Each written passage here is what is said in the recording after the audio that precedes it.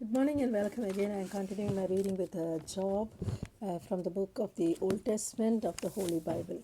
The book of Job, chapter 38 onwards. Chapter 38, 39, 40, 41, and 42.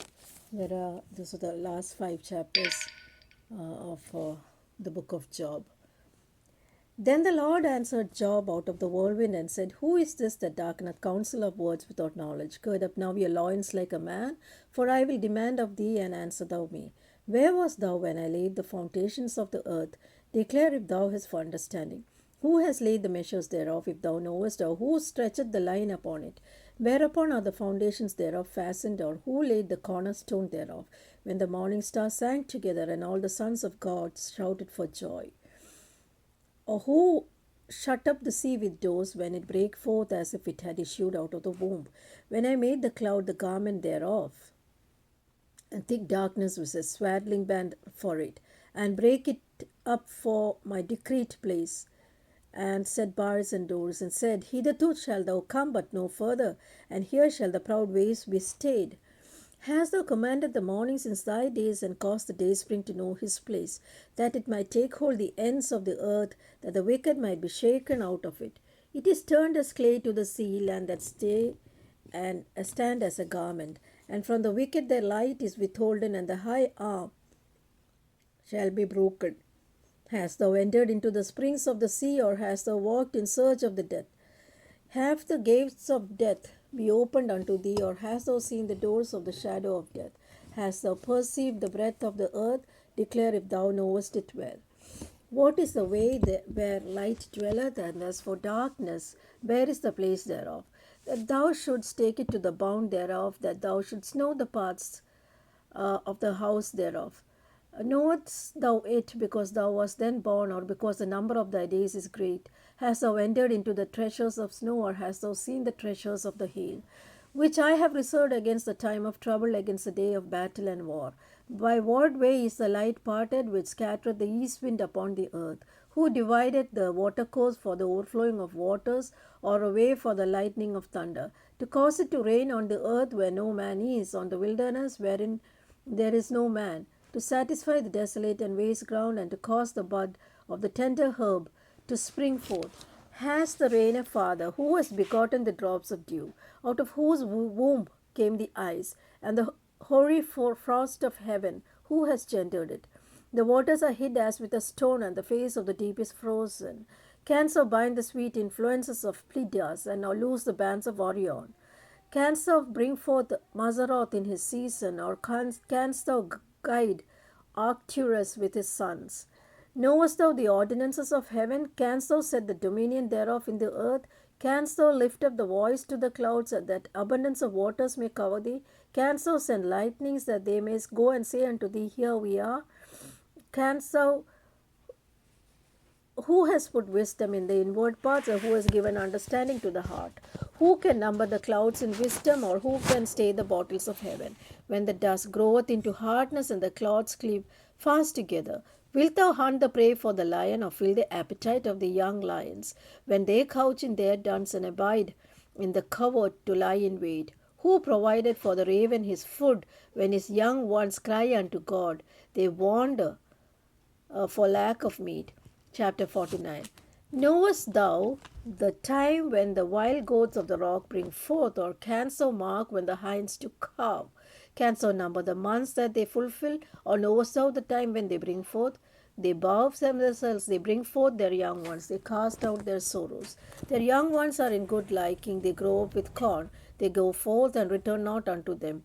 Who has sent out the wild ass free, or who has loosened the bands of the wild ass? Whose house I have made the wilderness, and the barren land his dwellings. He scorneth the multitude of the city, neither regardeth the crying of the driver. The range of the mountains is his pasture, and he searcheth after every green thing. Will the unicorn be willing to serve thee, or abide by thy crib?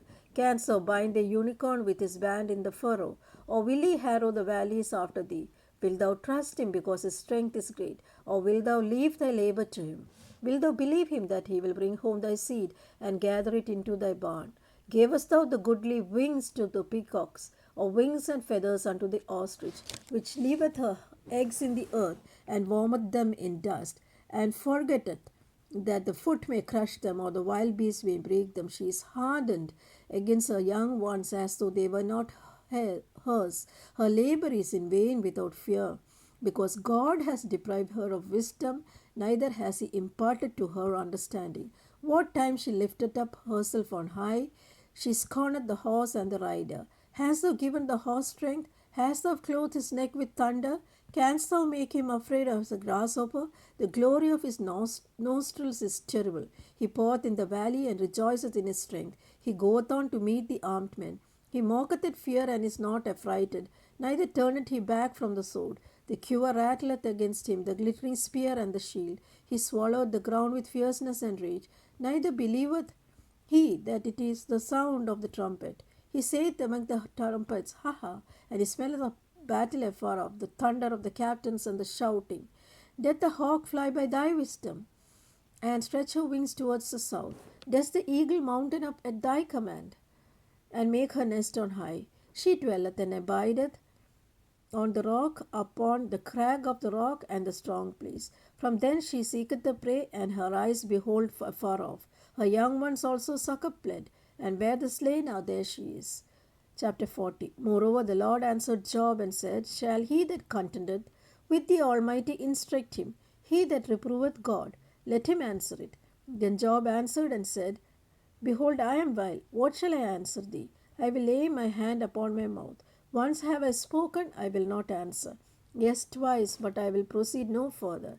Then answered the Lord unto Job out of the whirlwind and said, Gird up thy loins now like a man. I will demand of thee, and declare thou unto me. Wilt thou also disannul my judgment? Wilt thou condemn me that thou must be righteous? Hast thou an arm like God? Or canst thou thunder with a voice like him? Deck thyself now with majesty and excellency, and array thyself with glory and beauty. Cast abroad the rage of the wrath, and behold every one that is proud, and abase him. Look on every one that is proud, and bring him low, and tread down the wicked in their place. Hide them in the dust together, and bind their faces in secret. Then will I also confess unto thee, thine own right hand can save thee. Behold now Behemoth, which I made with thee. He eateth grass as an ox. Lo now his strength is in his loins, and his force is in the navel of his belly. He moveth his tail like a cedar, his sinews of stones are wrapped together. His bones are as strong as pieces of brass, his bones are like bars of iron. He is the chief of the ways of God. He that made him can make his sword to approach him. Surely the mountains bring forth him food, where all the beasts of the field play. He lieth under the shady trees, in the covert of the reed and fence. The shady trees cover him with their shadow. The willows of the brook compass him about. Behold, he drinketh of water, and hasteth not. He trusteth he can draw up Jordan into his mouth. He taketh it with his eyes, his nose pierceth through snares. Chapter 41. Canst thou draw Leviathan with a hook, or his tongue with a sword? With a cord, or his tongue with a cord which thou lettest down? Canst thou put a hook into his nose, or bore his jaw through with a thorn? Will he make many supplications unto thee? Will he speak of soft words unto thee? Will he make many supplications unto thee? Will he speak soft words unto thee? Will he make a covenant with thee? Wilt thou take him for a servant forever? Wilt thou play with him as with a bird? Or wilt thou bind him for thy maidens? Shall the companions make a banquet of him? Shall they part him among the merchants? Canst thou fill his skin with barbed irons, or his head with spears? Lay thine hand upon him. Remember the battle. Do no more. Behold, the hope of him is in vain. Shall not one be cast down even at the sight of him? None is so fierce that dares tear him up. Who then is able to stand before me? Who has prevented me that I should repay him? Whatsoever is under the whole heaven is mine. I will not conceal his part, nor his power, nor his comely proportion. Who can discover the face of his garment? Who can come to him with his double bridle? Who can open the doors of his face? His teeth are terrible round about. His scales are his pride, shut up together with a close seal. One is so near to another that no air come between them. They are joined one to another, they stick together, that they cannot be assendered. By his neesings the light doth shine. His eyes are like the eyelids of the morning. Out of his mouth go burning lamps, and sparks of fire leap out. Out of his nostrils go out smoke, as out of a seething pot or cauldron. His breath kindleth coals, and a flame goeth out of his mouth. In his neck remaineth strength, and sorrow is turned into joy before him. The flakes of his flesh are joined together. They are firm in themselves. They cannot be moved. His heart is as firm as a stone, yes, as hard as a piece of neither millstone. When he raiseth up himself, the mighty are afraid. By reason of breakings they can purify themselves. The sword of him that layeth at him cannot hold, the spear, the dart, nor the harbour gone. He esteemeth iron as a straw, and brass as rotten wood. The arrow cannot make him flee. Slingstones are turned within into stubble. Darts are counted as stubble. He laugheth at the shaking of a spear. Sharp stones are under him. He spreadeth sharp pointed things unto the mire. He maketh the deep to boil like a pot. He maketh the sea like a pot of ointment. He maketh the path to shine after him. One would think the deep to be hoary. Upon earth there is not like his like, who is made without fear. He beholdeth all things. He is king over all the children of pride. Chapter 42. This is the last chapter of the book of Job, and Job answers the Lord. Chapter 42. Then Job answered the Lord and said, I know that thou canst do everything, and that no thought can be withholden from thee. Who is he that hideth counsel without knowledge? Therefore have I uttered what I understood not, things too wonderful for me, which I knew not. Here I beseech thee, and I will speak. I will demand of thee, and declare thou unto me. I have heard of thee by the hearing of my ear, but now mine eye seeth thee. Wherefore I abhor myself, and repent in dust and ashes.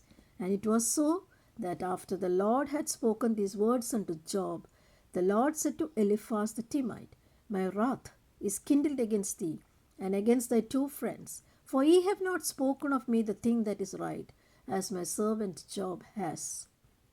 Therefore take unto you now 7 bullocks, 7 rams, and go to my servant Job. Offer up for yourselves a burnt offering, and my servant Job shall pray for you. For him will I accept, lest I deal with you after your folly, in that ye have not spoken me the thing which is right, like my servant Job. Eliphaz the Timite, Bildad the Shuhite, and Sophar the Naamathite went and did according as the Lord commanded them. The Lord also accepted Job.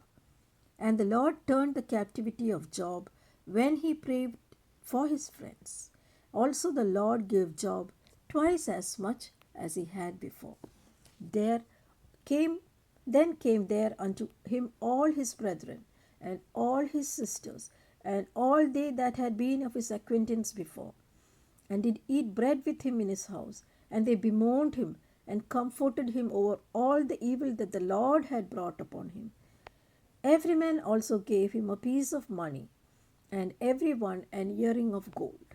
So the Lord blessed the latter end of Job more than his beginning.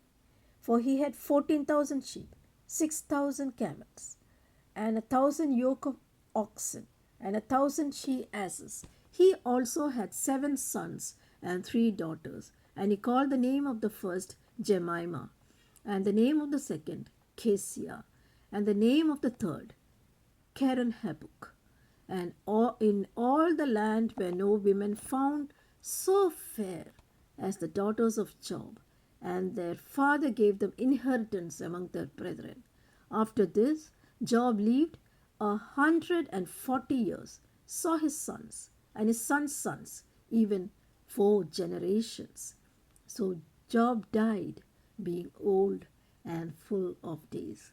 This ends the book of Job, read by me, reading from the Old Testament of the Holy Bible.